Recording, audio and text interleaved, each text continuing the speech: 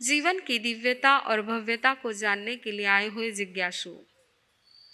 भाद्रपद महीना ये हम जैनियों के लिए बहुत ही महामंगलकारी महीना है, क्योंकि इस महीने में हमने सबसे महत्वपूर्ण यानी क्या मनाया? पर्युषण पर्व, महापर्व संवत्सरी की आराधना की। अंतर हृदय से हमने आलोचना की, क्षमापना की है, जो हमें साल भर तक ऊर्जा देती है। ऐसे इस भाद्रपद महीने का आज का दूसरा विशेष पर्व है। कौन सा पर्व है आज? अनंत चौदस। आज 14 है और कल थी भादो सुद 13। ये भादो सुद 13 एक ऐसी परम पावन तिथि है कि जिस दिन हमारे परम उपकारी संयमी साधक महापुरुष एक भव अवतारी ऐसे पूज्य श्री जयमल जी महाराज साहब की जन्म जयंती थी। कल ही विषय में रखना था, परंतु कुछ कारणवश नहीं रख पाए। कोई बात नहीं, महापुरुषों का जीवन तो जब सुनो तब ऊर्जा संपन्न, ऊर्जा देने वाला होता है। तो आइए आज ऐसे उन महापुरुष पूज्य श्री जयमल जी महाराज साहब की जीवन घटना को संक्षेप में हम सुनेंगे। आज की वह भादो सुद 13 की यह पावन तिथि विक्रम संवत 1765 की बात है। 1765 की बात है, जब इस भारत भूमि के मेड़ता सिटी के अंदर लांबिया ग्राम में कामदार मोहनदास जी मेहता, जिनकी सहधर्मिणी थी महिमा देवी, जिनकी रत्न कुक्षी से बालक का जन्म होता है। जिस दिन बालक का जन्म हुआ उस दिन उनके पिता, जिन्होंने मोहनदास जी ने बहुत खूंखार ऐसे दस्यु थे, डाकू थे, उनके साथ अकेले ही युद्ध करके विजय प्राप्त की और उसी दिन बालक का जन्म होता है, इसलिए उनका नाम रखा जयमल कुमार। नाम क्या रखा? पिता को विजय प्राप्त हुई है, इसलिए बालक का नाम जयमल कुमार रखा है। बालक जयमल आगे बढ़ते बढ़ते युवावस्था को प्राप्त हो गए। 21 वर्ष की उम्र में जिनका विवाह रिया गांव के निवासी शिवकरण दास जी मुत्था, उनकी सुपुत्री लक्ष्मी देवी के साथ उनका विवाह होता है। वो जमाना था जब विवाह होने के पश्चात तुरंत कन्या अपने ससुराल नहीं जाती थी, कुछ दिन रहती थी, उसका गौना होता था, बाद में वह ससुराल में बड़े ठाट बाट के साथ उसको लाया जाता था। अभी यह अपने घर पर ही है, पिता के घर पर ही है। 6 महीने हो गए। एक दिन शुभ मुहूर्त देख करके युवा जयमल कुमार जो है अपने मित्रों के साथ मेड़ता सिटी से लांबिया आए, नगरी में प्रवेश किया है और आगे बढ़ रहे हैं। मार्केट से होकर के गुजर रहे थे। सुबह सुबह का जब समय होता है, मार्केट में चारों तरफ चहल पहल होती है, लोग अपनी दुकानें लगाते हैं, सजाते हैं, ग्राहक आते हैं, ये सब होता है। लेकिन आज पूरा मार्केट सुमसाम था, कोई भी नहीं था। ये देख करके उनको बड़ा आश्चर्य लगा। किसी से पूछा कि क्या बात है, आज मार्केट अभी तक खुला क्यों नहीं? तब उन्होंने कहा कि यहाँ पर पूज्य श्री आचार्य भूधर जी महाराज साहब विराजमान है, प्रवचन चल रहा है, इसलिए सभी लोग ध्यान से सुनना। अपनी दुकानें बंद करके प्रवचन में पहुंचे हैं, अपनी दुकानें बंद करके प्रवचन में पहुंचे हैं। बंधुओं, कभी कभी कमाई का मोह छोड़ करके प्रवचन को महत्व दे दो, संत दर्शन को महत्व दे दो। हो सकता है कोई ऐसी भव्य आत्मा जिसके कदम स्थानक की ओर मुड़ जाए और कोई आश्चर्यकारी घटना घटित हो जाए। यही घटना घटित हुई। दुकानों को बंद देखा तो वो भी युवा जयमल कुमार भी स्थानक में पहुंच गए। उनके कदम कहाँ मुड़ गए? स्थानक की ओर मुड़ गए। प्रवचन सभा में बैठ गए हैं। किस लिए आए थे? नगरी में किस लिए आए थे? पत्नी को लाने के लिए आए थे, लेकिन कहाँ पहुंच गए हैं? प्रवचन सभा में पहुंच गए हैं। प्रवचन चल रहा है। कार्तिक सुद पूनम का दिन था और आचार्य भूधर जी महाराज साहब का प्रवचन ऐसा प्रभावशाली प्रवचन था। उस प्रवचन के दौरान आचार्य भगवान सुदर्शन सेठ की घटना को समझा रहे थे, ब्रह्मचर्य व्रत का महत्व समझा रहे थे कि किस प्रकार एक ब्रह्मचर्य व्रत का यह प्रभाव की सुदर्शन सेठ के प्रभाव से, उस व्रत के प्रभाव से शूली का भी सिंहासन बन गया। घटना आप जानते हो। अभया रानी ने उनके ऊपर कलंक दिया है और राजा ने उनको शूली का आदेश दिया, 3 बार शूली पर लटकाया, लेकिन शूली की जगह सिंहासन तैयार हो गया। ये घटना, ये जिक्र आचार्य भूधर जी महाराज साहब प्रवचन सभा में फरमा रहे थे। सुनते सुनते युवा जयमल कुमार का चिंतन शुरू हो गया। मन में सोच रहे हैं कि स्वपति संतोष और परदारा विवर्जन रूप मैथुन वीरमण व्रत, चौथे व्रत में आप बोलते हो, मात्र इस व्रत का प्रभाव कि एक शूली भी सिंहासन में परिवर्तित हो जाए तो आजीवन के लिए यदि पूर्ण रूप से ब्रह्मचर्य व्रत का पालन करूं तो क्या मेरे 8 कर्मों की शूली सिद्धशिला के सिंहासन में परिवर्तित नहीं हो सकती है? जरूर हो सकती है। और बस वहीं पर बैठे बैठे वज्र संकल्प कर लिया है। पूरी सभा में खड़े होकर के युवा जयमल कुमार, उम्र कितनी थी? 21 साल की उम्र थी, और युवा जयमल कुमार खड़े होकर के गुरुदेव से कहते हैं, भगवान आजीवन के लिए ब्रह्मचर्य व्रत के पचकाण दिला दीजिए। सभी लोग आश्चर्य से देख रहे, मित्र आश्चर्य से देख रहे, ये क्या कर रहे हो तुम? अभी पत्नी को लाना है? और बस नहीं, मुझे ब्रह्मचर्य व्रत का जो महत्व मैंने सुना है, मैंने अपने मन में निश्चय कर लिया है, मुझे जो है आत्म कल्याण करना है, संसार के कीचड़ में मुझे फंसना नहीं है। इसलिए गुरुदेव आप मुझे ब्रह्मचर्य व्रत की सौगंध दिला दीजिए, पचकाण दिला दिए है। अगला कदम फिर से तुरंत, भगवान मेरी दीक्षा की भावना है, बस मुझे दीक्षा दिला दीजिए। तब महाराज साहब ने कहा, युवक प्रतिक्रमण आए बिना दीक्षा नहीं दी जाती है। उनको नौकार मंत्र के अलावा कुछ आता नहीं था। सभा के अंदर गुरु ने कहा है, प्रतिक्रमण सीखे बिना दीक्षा दी नहीं जा सकती है, और वहीं पर दूसरा संकल्प कर लिया। यहाँ पर खड़े खड़े अभी के अभी मैं प्रतिक्रमण कंठस्थ करके सुना दूं, जब तक नीचे नहीं बैठूंगा। और खड़े खड़े बंधुओं 3 घंटे के अंदर पूरा प्रतिक्रमण बाय हार्ट कर लिया है, कंठस्थ कर लिया है। कैसी प्रतिभा होगी, कितने प्रज्ञा संपन्न वो तेजस्वी जयमल कुमार थे कि मात्र 3 घंटे के अंदर प्रतिक्रमण को कंठस्थ कर लिया है। इस घटना को सुनकर के इतना तो संकल्प करो, वो 3 घंटे में करते हैं, हम 3 साल में तो कर ले। हाँ कई बहु बराबर है ना, 3 साल में तो कर ले, हम इतना तो संकल्प कर लो। प्रतिक्रमण कंठस्थ करके नीचे बैठना नहीं है, जब तक कंठस्थ नहीं करो ऐसा वज्र संकल्प करो, जरूर अपने भी बुद्धि के कपाट खुल जाएंगे। संकल्प में मजबूती चाहिए। हमारा संकल्प ही ढीला होता है और फिर ऊपर से बोलते कि नहीं पाठ नहीं हुए। संकल्प मजबूत चाहिए, ऐसा दृढ़ संकल्प चाहिए कि चाहे कुछ भी हो जाए मुझे ये करना है तो करना है।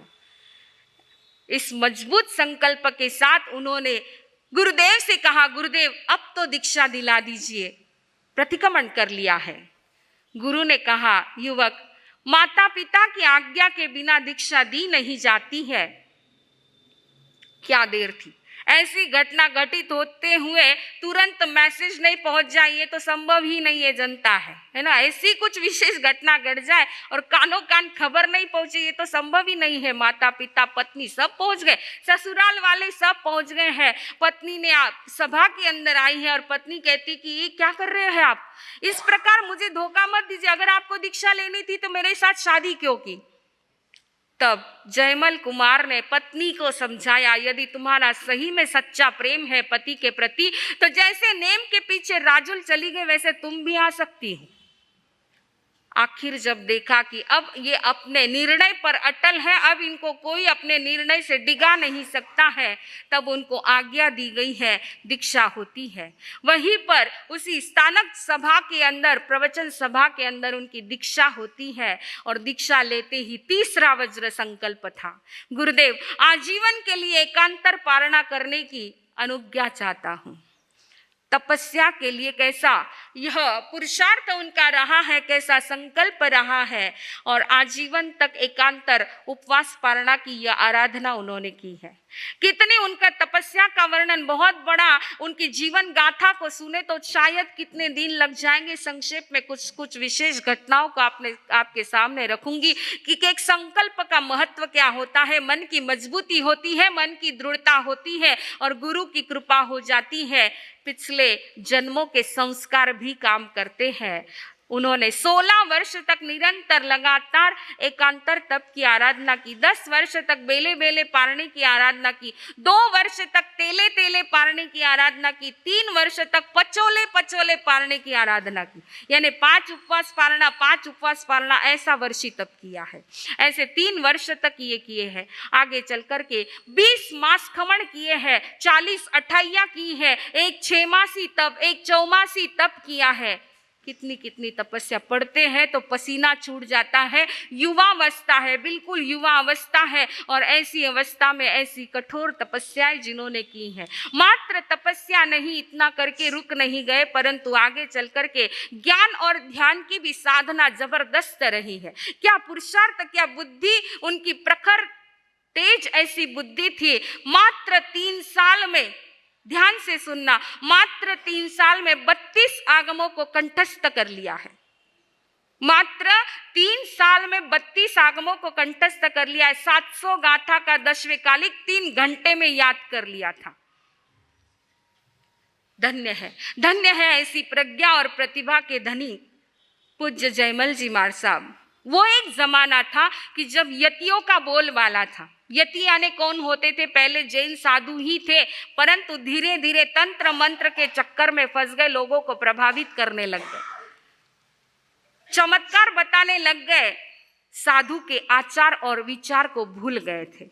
और ऐसे समय में पूज्य जयमल जी महाराज साहब ने बहुत बड़ा यह क्रांतिकारी कदम उठाया, जनता को साधु के आचार विचारों से अवगत कराया है। चारों तरफ उनकी चर्चा होने लगी। पहुंचते पहुंचते विहार करते करते बीकानेर की ओर पधार रहे हैं। जैसे ही यतियों को पता चला कि जयमल जी महाराज साहब बीकानेर की ओर आ रहे हैं, और बीकानेर में 700 मंदिर थे, 700 मंदिरों पर यतियों ने कब्जा करके रखा था, राजा को भी अपनी मुट्ठी में करके रखा था, और उनका इसी प्रकार यह जीवन चलता था। यतियों ने जैसे ही सुना कि जयमल जी महाराज साहब इधर पधार रहे हैं, उन्होंने नरेश के कान भर दिए और उनसे आदेश जारी करवा दिया कि संतों को नगरी में प्रवेश नहीं है। आखिर सारे संत नगरी के बाहर ही स्मशान भूमि थी, वहां पर एक छतरी बनी हुई थी, यानी चबूतरा जैसे वो बना हुआ था, वहीं पर रुक गए। 20 शिष्यों के साथ पूज्य श्री जयमल जी महाराज साहब 8 दिन तक वहीं पर रहे हैं, बिल्कुल निराहार, न अन्न है न पानी है, कुछ भी नहीं मिला है। 8 दिन की 24 28 जिनको हो गई है। यह बात उसी नगरी में रहने वाली एक रामकुंवर बाई, एक बहुत बड़ी भक्त श्राविका थी, उसको पता चला। उसने संकल्प ले लिया और अपने बेटे से कहा कि जब तक साधु भगवंत नगरी में ससम्मान प्रवेश नहीं करते हैं, तब तक मैं अन्न जल का त्याग करती हूँ। बेटे ने जब ये सुना, वो भी एक बड़ी पोस्ट पर था, उसने जाकर के नरेश को समझाया, राजन वो जो संत है त्यागी और तपस्वी संत है, बहुत बड़े पहुंचे हुए संत है, सामान्य संत नहीं है, जिनका त्याग अनोखा है, जिनका ज्ञान ध्यान अनोखा है, चमत्कारी पुरुष है, किसी को अभिशाप नहीं देते हैं। परंतु नरेश, ऐसे त्यागी तपस्वी संतों का अविनय आशातना करना अच्छा नहीं है, आपके भविष्य के लिए अच्छा नहीं है, उनका अनादर मत कीजिए। जब उसने बहुत प्रेम से राजा को समझाया, राजा ने भी इस बात को समझा है। आखिर उन्होंने अपना आदेश वापिस ले लिया है। ससम्मान मुनि भगवंतों का बीकानेर नगरी में प्रवेश होता है और वो पहला प्रवचन सुना है। राजा ने पहला प्रवचन सुना इतने प्रभावित हो गए कि चौमासे की विनंती कर ली है। वहां पर चौमासा होता है और चौमासे में कई श्रावक श्राविका निरंतर जिनवाणी को श्रवण करते करते कईयों की आत्मा जागृत हो गई और कहते हैं 700 व्यक्तियों की दीक्षा होती है। कितने? 700। एक चौमासे में 700 व्यक्तियों की दीक्षा। ऐसा प्रभावशाली जीवन जिनका रहा है।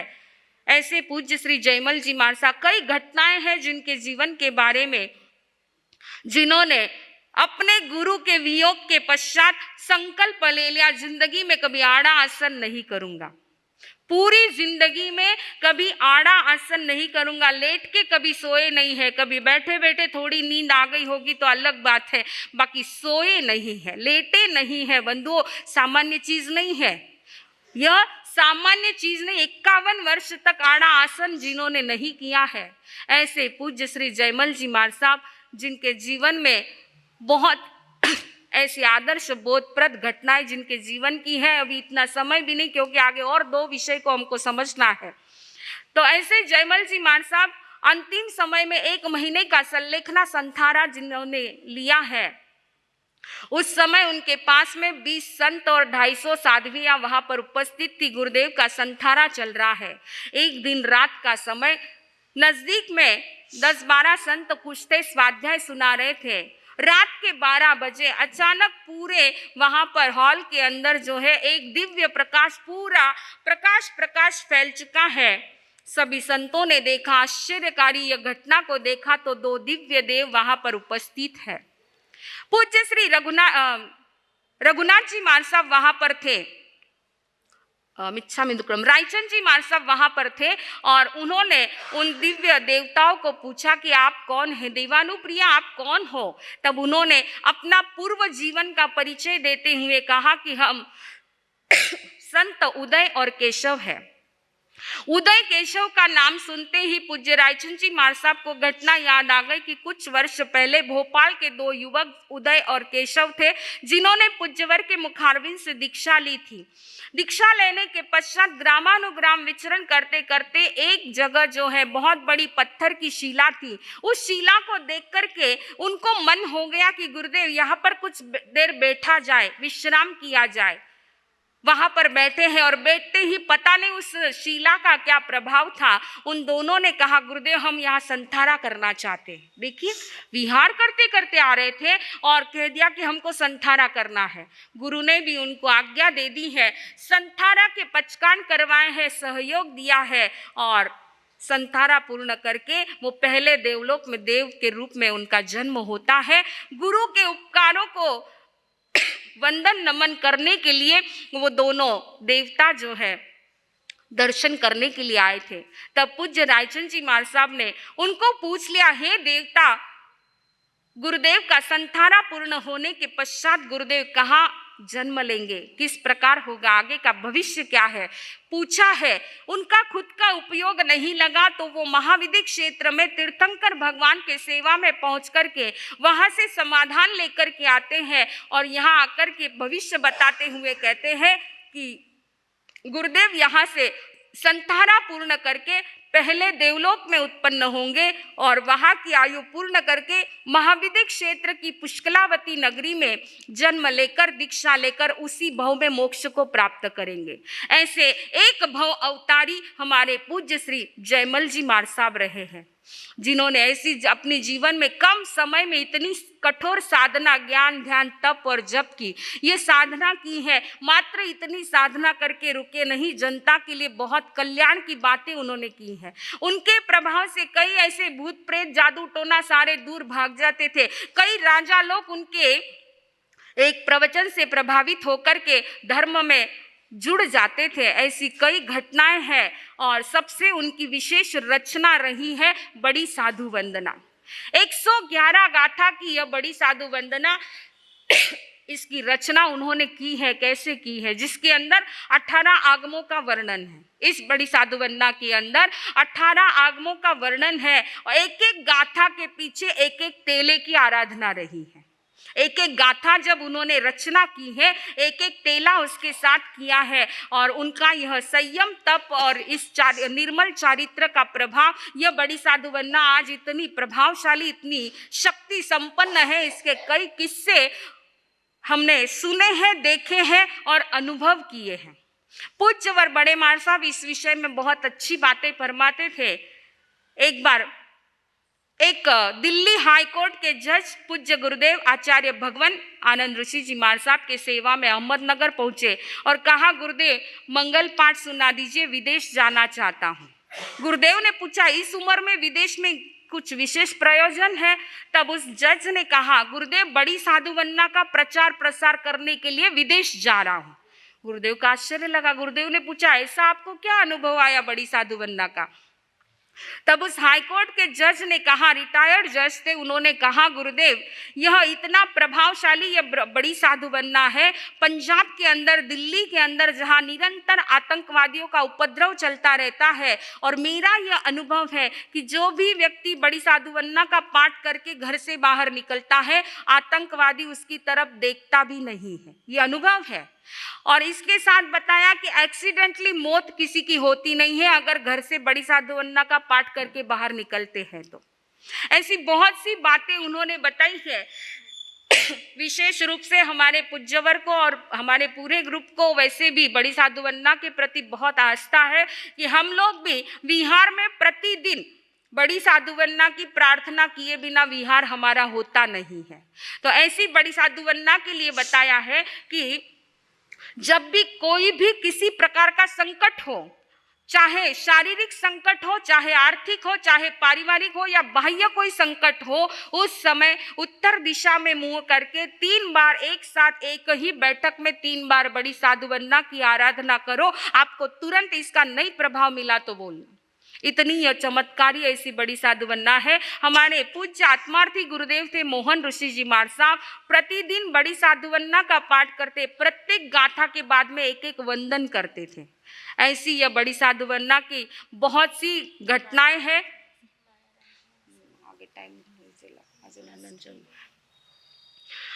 ऐसे पूज्य श्री मायाराम जी मार साहब जो पंजाब में होकर के गए, उनके जीवन की भी घटना है कि कुछ साध्वियां उनके दर्शन के लिए आ रही थी।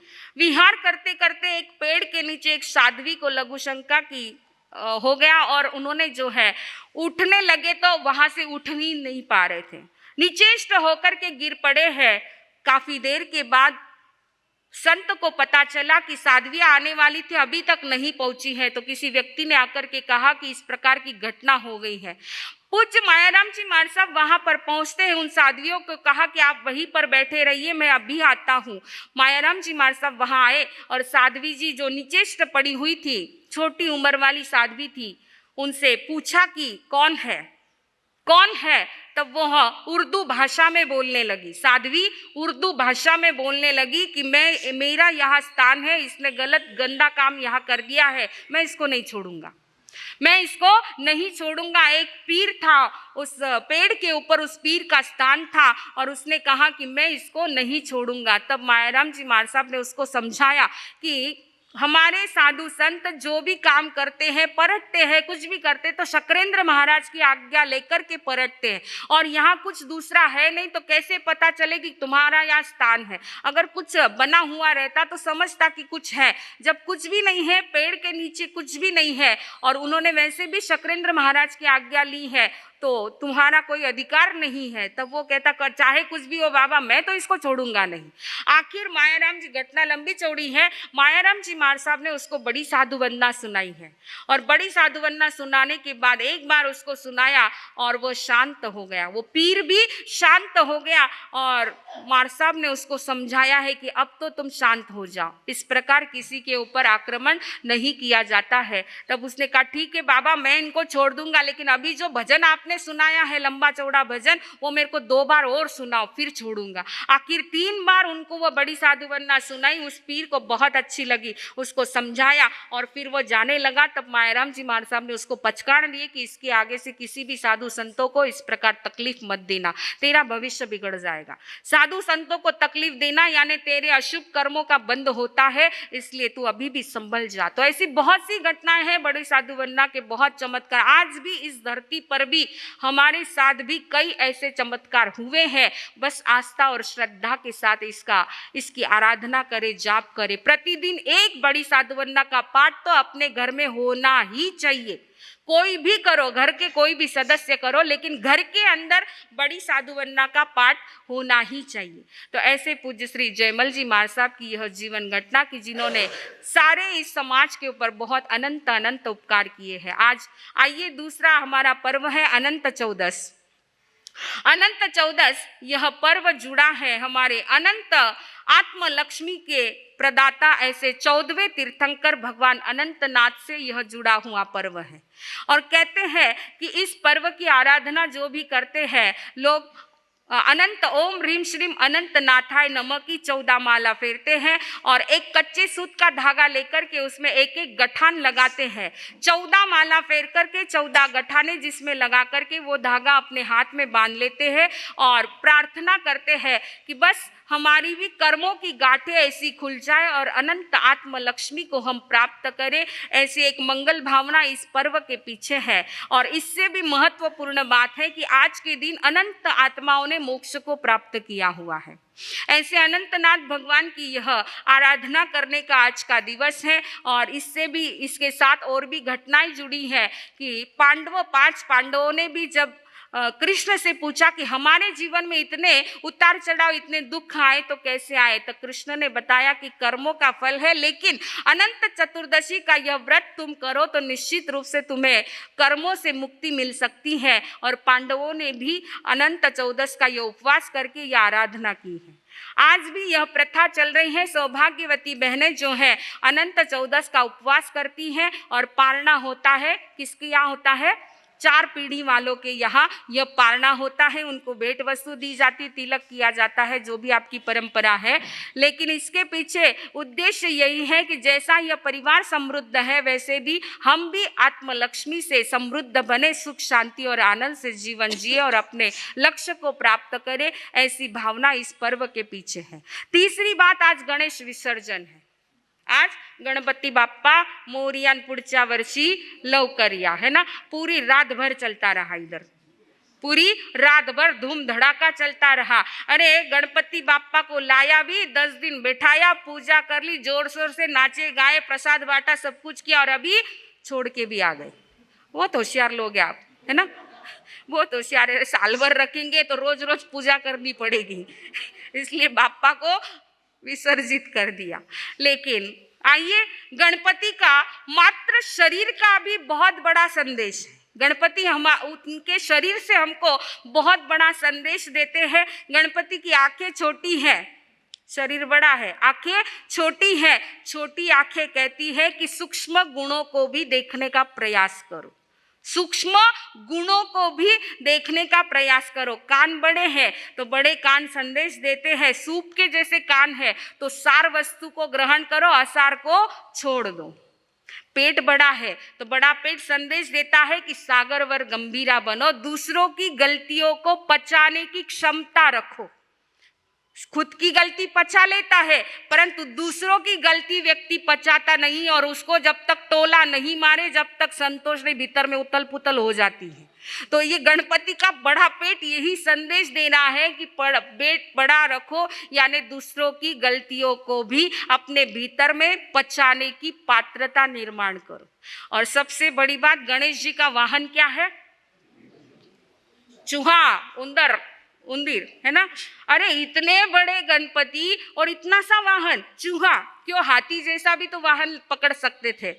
लेकिन गणपति बाप्पा भी बहुत होशियार है ना। गणपति बाप्पा बहुत होशियार है, उन्होंने चूहे को अपना वाहन बनाया, क्योंकि चूहा एक ऐसा प्राणी है हर घर में पहुंचता है, हर घर में कोई भी घर चूहे के बिना छूटा हुआ नहीं है, कहीं ना कहीं छोटा सा चूहा तो जरूर मिलेगा। तो ये गणपति का वाहन चूहा हर घर में गणेश बाप्पा के प्रति भक्ति को जागृत कराने वाला है। तो ऐसे गणेश जी, ये गणेश जी, लौकिक गणेश जी को तो हमने देख लिया, लेकिन हमारे जैनियों के गणेश गणपति कौन है?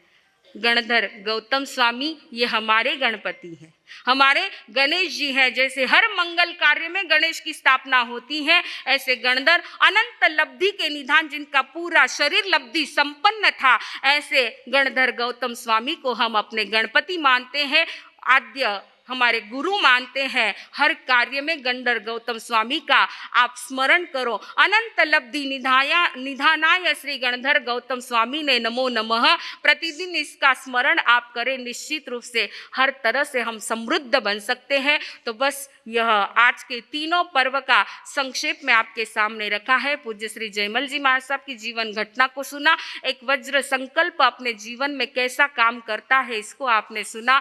तो बड़ी साधुवन्ना का प्रभाव आपने सुना है। संकल्प कीजिए, प्रतिदिन घर में एक बड़ी साधुवन्ना का जाप तो प्रतिदिन करना ही करना है। अनंत चौदस का महत्व आपने सुना और गणेश जी का महत्व आपने सुना है। यह सुनकर के अपने जीवन में भी वैसा परिवर्तन आए, निश्चित रूप से समस्त आत्म लक्ष्मी की समृद्धि हम सभी को प्राप्त हो। इसी मंगल भाव के साथ बोलिए भगवान महावीर।